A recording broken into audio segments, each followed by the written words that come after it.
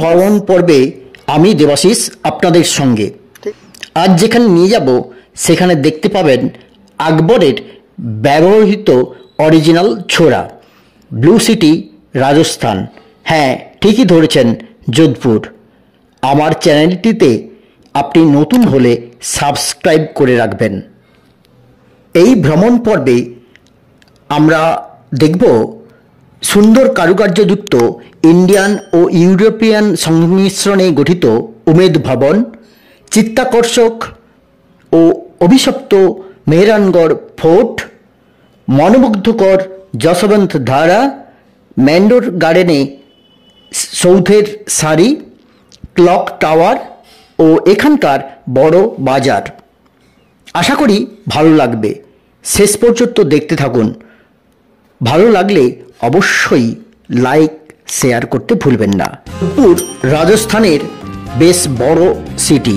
হাওড়া থেকে 12307 Howrah Jodhpur express, 12323 Howrah BME express ধরে আসতে পারেন। এছাড়া ফ্লাইটেও আসতে পারেন। আমরা অবশ্য উদয়পুর থেকে ছোট গাড়ি নিয়ে মাউন্ট আবুর পর যোধপুরে চলে আসি। এই আমরা এখন বেরোবো SRP ইন থেকে। এরপর আমরা যাব Jodhpur. Jodhpur blue city of Rajasthan, Jodhpur. যোধপুরের উদ্দেশ্যে আমরা চলে যাব।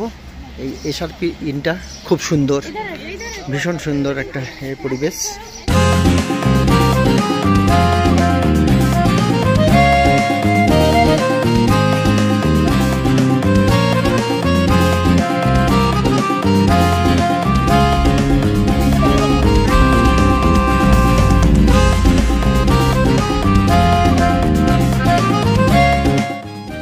আমরা এখন চলে এসেছি উমেদ ভবন প্যালেসে। উমেদ ভবনের এন্ট্রি ফি অ্যাডাল্টের জন্য 60 রুপিস এবং স্টুডেন্ট কার্ড দেখালে 30 রুপিস। যোধপুর সিটি থেকে 10 কিলোমিটার দূরে উমেদ ভবন ও মিউজিয়াম। এখন কিছুটা অংশে রাজপরিবারের লোকজন বসবাস করেন, কিছুটা অংশ মিউজিয়াম হিসেবে খুলে দেওয়া হয়েছে।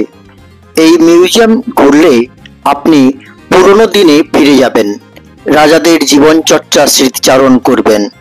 এই প্রাসাদটি ইন্দো ডেকো শৈলীতে নির্মিত। এই মিউজিয়ামে মহারাজাদের ব্যক্তিগত জিনিসপত্র এবং রাজপরিবারের ঐতিহ্যবাহী কাটলারি সংগ্রহ রয়েছে। বিভিন্ন ধরনের কাঁচ এবং চীনামাটির বাসনপত্র, যার মধ্যে রয়েছে প্লেট, ওয়াইন গ্লাস, আরো বহু কিছু। জাদুঘরে রাজপরিবারের তরবারি, ঢাল, দুর্লভ বন্দুক ও পিস্তলও রয়েছে। এই প্যালেসটিতে তার ভৌগোলিক অবস্থান, ফাইন আর্কিটেকচার ও ইতিহাস জড়িয়ে রয়েছে। কিছুটা অংশ উমেদ সিং এর নাতি মহারাজা গজ সিং দ্বিতীয় তার পরিবার নিয়ে এখনো থাকেন। গরিব চাষিদের কাজ দেওয়ার জন্য প্রথমে এই কনস্ট্রাকশনটি করান উমেদ সিং। 2000 থেকে 3000 লোক এই কাজটি শেষ করেন 1943-তে। মাত্র 4 বছর পরেই 1947-এ উমেদ সিং মারা যান। এই প্যালেসটি চিতোর পাহাড়ে অবস্থিত। এটিতে ইন্ডিয়ান ও ইউরোপিয়ান আর্কিটেকচারাল স্টাইলের কাজ দেখতে পাওয়া যায়। চিফ আর্কিটেক্ট বিদ্যাধর ভট্টাচার্য এবং SS জেকব এর নেতৃত্বে এটি তৈরি হয়। বিল্ডিংটি গোল্ডেন ইয়েলো স্টোনের দিয়ে তৈরি। ইন্টেরিয়ার গুলো মাকরানা মার্বেল এবং বার্মিজ সেগুন দিয়ে তৈরি। এখানে ঢুকে প্রাসাদের অপরূপ সুন্দর কারুকাজ দেখতে দেখতে রাজপরিবারই হারিয়ে যাবেন। অসম্ভব সুন্দর কালেকশন মিউজিয়ামটির উৎকর্ষকে অনেক গুণ বাড়িয়ে দিয়েছে।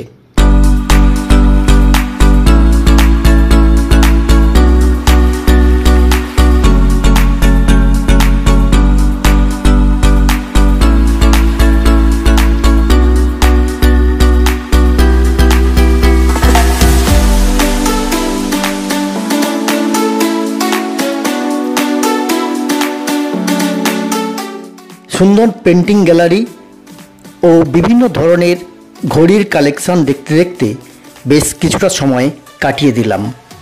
ভালোই লাগবে। জাদুঘরে বিশ্বজুড়ে প্রাচীন এবং অলঙ্করণযুক্ত ঘড়ির একটি খুব বড় সংগ্রহ রয়েছে। মহামূল্যবান ভিন্টেজ ঘড়ি দিয়ে সজ্জিত ঘড়ি গ্যালারিটি মিউজিয়ামের বাইরে বেরিয়ে ভিন্টেজ কারের কালেকশন আপনাকে মোহিত করবেই। এটি অবশ্যই দেখে আসবেন। আপনি এখানে দেখতে পাবেন Rolls Royce, Mercedes Benz, Aston Martin এবং আরও অনেক মডেলের গাড়ি দেখতে পাবেন। শহরের ঠিক মাঝখানে 410 ফিট উঁচু পাহাড়ের চূড়ায় বিশাল প্রাচীর দ্বারা সুরক্ষিত মনোমুগ্ধকর নীল আকাশের নিচে আকর্ষণীয় দুর্গটি হল মেহরানগড় ফোর্ট। দুর্গটি রাঠোর রাজপুত রাজা রাও দ্বারা 1459 সালে নির্মিত হয়। দেশের অন্যতম বৃহত্তম দুর্গ এটি। এই দুর্গের পেছনে বেশ কয়েকটি অভিশাপের গল্প যুক্ত রয়েছে। জনশ্রুতি আছে রাজা রাম মেঘওয়ালকে নির্মাণের সময় অভিশাপ দূর করার জন্য জীবন্ত কবর দেন এখানে। নীল শহরের মানুষদের রক্ষা করার জন্য এই দুর্গটি নির্মাণ করেন। 7টি দরজা রয়েছে: Vijay gate, Fateh gate, Gopal gate, Bhairav gate এবং সবশেষে লোহা গেট। প্রবেশ করব মেহরানগড় ফোর্টে। মেহরানগড় ফোর্ট, মেহরানগড় ফোর্টের বিশাল দরজা।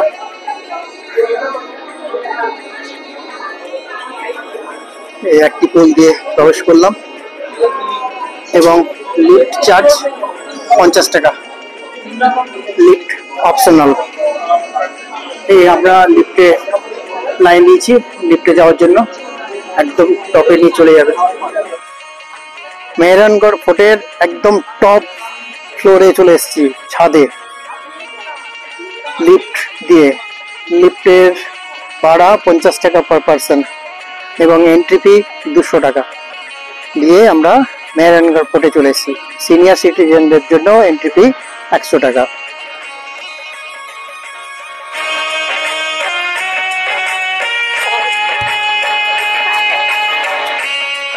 এই স্থানেই হাম সাথ সাথ হ্যায় ছবির মেরে হুদা মে নাচে মোর গানের শুটিং হয়।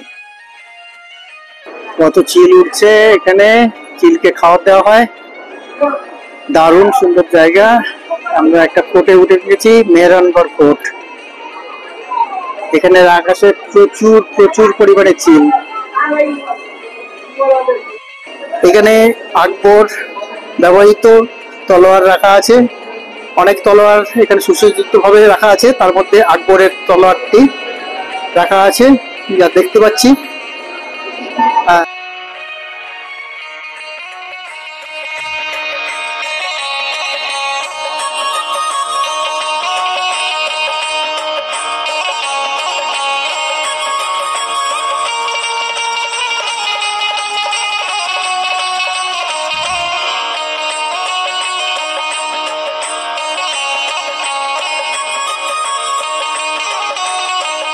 গড়ে রয়েছে শীষমহল, মতিমহল, ফুলমহল। জাদুঘরে রয়েছে পালান কুইন, দৌলতখানা, অস্ত্রাগার এবং সুন্দর পেন্টিং ও পাগড়ি গ্যালারি। আছে নাগনেচা মাতাজির মন্দির, চামুন্ডা মন্দির।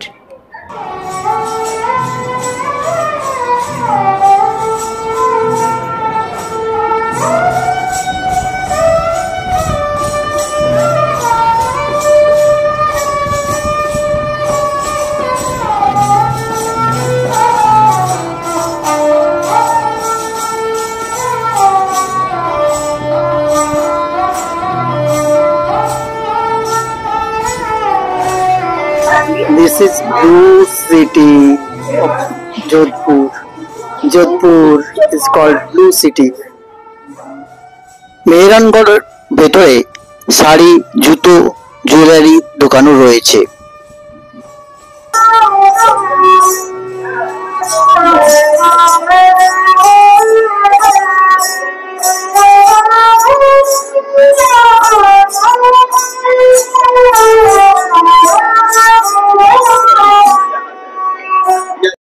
হলো মেহেরানগড় ফোর্টের যোধা ডেজার্ট রক পার্ক।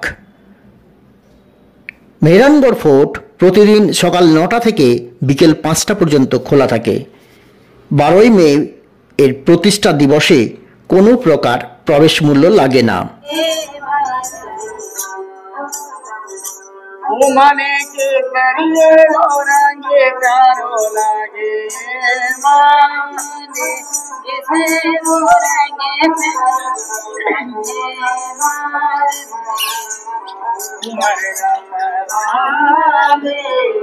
চলছি যশবন্ত ধারা। যশবন্ত ধারাতে 30 টাকা করে টিকিট। 30 টাকা দিয়ে আমরা প্রবেশ করছি। রাজস্থানের যোধপুরে অবস্থিত একটি সুন্দর মার্বেলের সমাধিস্তম্ভ হল যশবন্ত ধারা। মহারাজা সর্দার সিং 1899 সালে তার বাবা মহারাজা যশবন্ত সিং দ্বিতীয়ের স্মরণে নির্মাণ করেছিলেন এটি। মারওয়ার রাজপুত পরিবারের শ্মশান হিসেবে ব্যবহৃত হতো এই জায়গাটি। সমাধিস্তম্ভটি মাকরানা মার্বেলের জটিল খোদাই করা চাদর দিয়ে তৈরি। বাইরে সুন্দর বাগান ও একটি ছোট হ্রদ রয়েছে। সকাল 9টা থেকে বিকেল 5টা পর্যন্ত এই জায়গা খোলা থাকে। যশবন্ত ধারা ভারতের প্রথম স্মৃতিস্তম্ভগুলির মধ্যে একটি, যা মহাত্মা গান্ধী উদ্বোধন করেছিলেন। শান্ত পরিবেশে দূরে উমেদ ভবন, মেহেরানগড় ফোর্ট, সুন্দর সাজানো বাগান দেখতে দেখতে কিছুটা সময় কাটিয়ে দিন।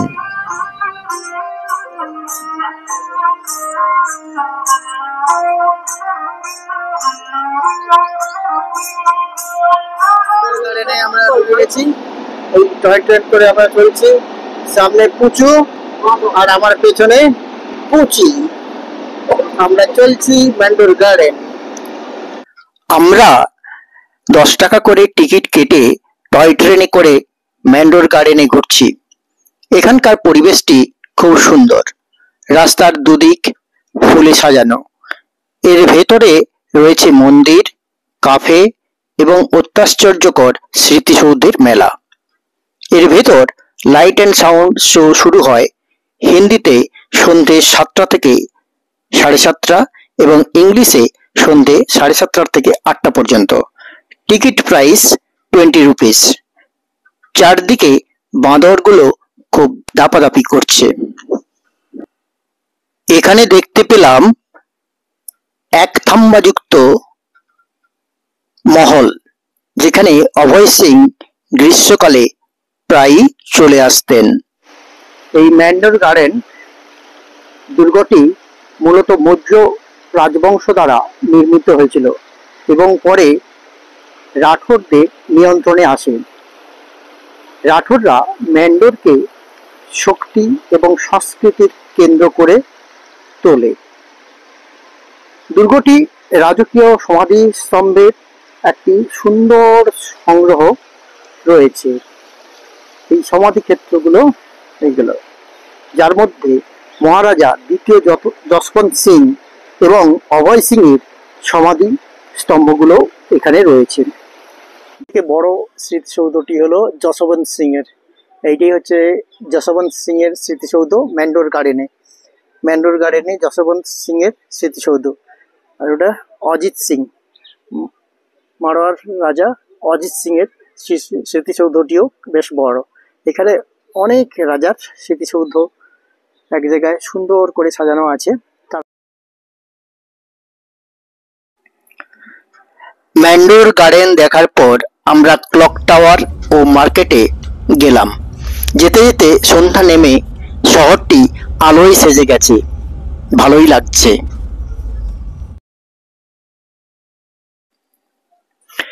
এটি হলো ঘন্টাঘর বা ক্লক টাওয়ার। নির্মাণ করেন সর্দার সিং।